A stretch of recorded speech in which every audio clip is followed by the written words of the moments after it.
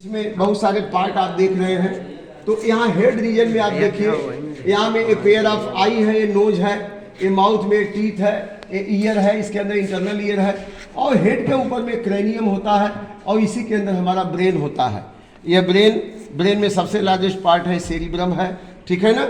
और इसके अंदर में थैलमस और हाइपोथैलमस होता है, और यहाँ पे ये मिड ब्रेन होगा, इसके बाद हाइंड ब्रेन में ये पांस है, ये मिड्यूला ऑब्लांगाटा है, और सेरिबेलम है। तो ये सबसे बड़ा पार्ट है, और यहाँ पे thinking, reasoning, intelligence and imagination. Yes sir. और इसमें दो पार्ट होते हैं, ये cerebral, right cerebral hemisphere, left cerebral hemisphere, और इसी के नीचे देखिए हाइपोथैलमस और हाइपोथैलमस है, और यहीं पे यहाँ पे ये जो सेरिबेलम है, ये पांस है, मिड्यूला ऑब्लांगाटा है, और लिम्बिक सिस्टम यहाँ से दिखाई नहीं देगा।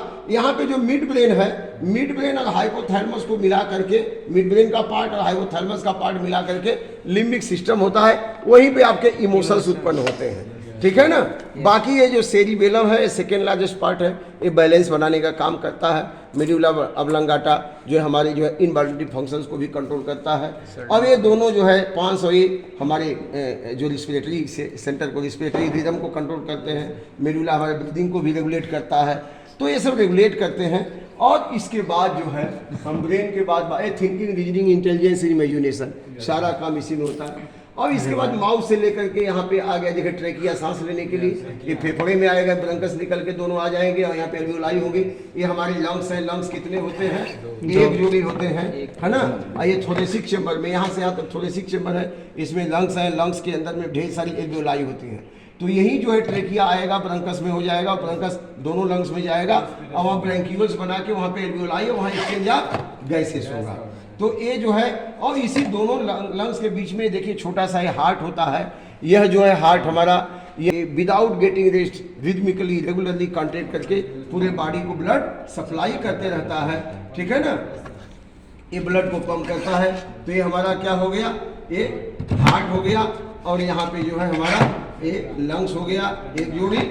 तो हमारे थोरेसिक चेंबर में क्या है बच्चों, लंग्स है और हार्ट है, और यहाँ पे एक डायफ्राम होता है, डायफ्राम सेपरेटर, और ये एब्डोमिनल चेंबर है।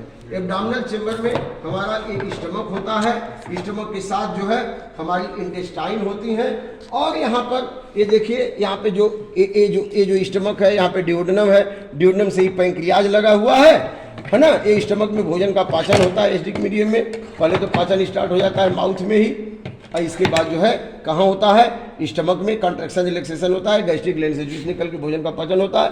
अब ये ड्यूडेनम यहाँ लगता है, और यहाँ पे, यहीं पे जो पैंक्रियाज है, ये डाइजेस्टिव ग्लैंड है, ये मिक्स ग्लैंड है, हार्मोन एंजाइम दोनों सिक्रीट करता है। और यहाँ पे एक और सबसे बड़ी ग्रंथि हमारे शरीर की है, इसको हम क्या कहते हैं, लीवर।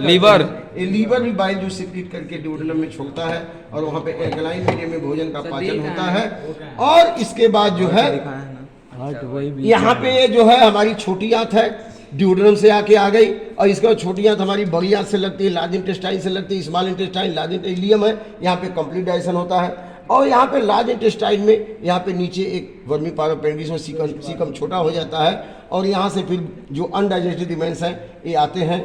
ये जो है ये कोलन का पार्ट है, और यहाँ पे ट्रांसवर्स कोलन का पार्ट है, फिर डिसेंडिंग कोलन है, इसके बाद रेक्टम होगा, रेक्टम फिर एनस में खुलेगा, और जो अनडाइजेस्टेड रिमेन्स है वहाँ से सही से बाहर निकल जाते हैं। तो ये हमारा पूरा डाइजेस्टिव सिस्टम है बच्चों।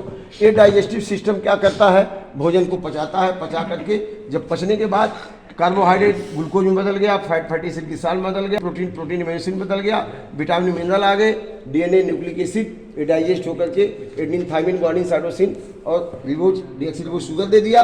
अब ये सब एब्जॉर्ब होकर ब्लड में आएंगे, ब्लड से पहले लीवर में आएंगे, और लीवर से यहाँ से मात्रा कंट्रोल करके फिर कहाँ जाएगा, फिर ब्लड से हार्ट में जाएगा, हार्ट से पंप करके पूरे बॉडी को जाएगा। तो ये आपने देखा हमारा इंटरनल ऑर्गन के बारे में, विसरल ऑर्गन के बारे में।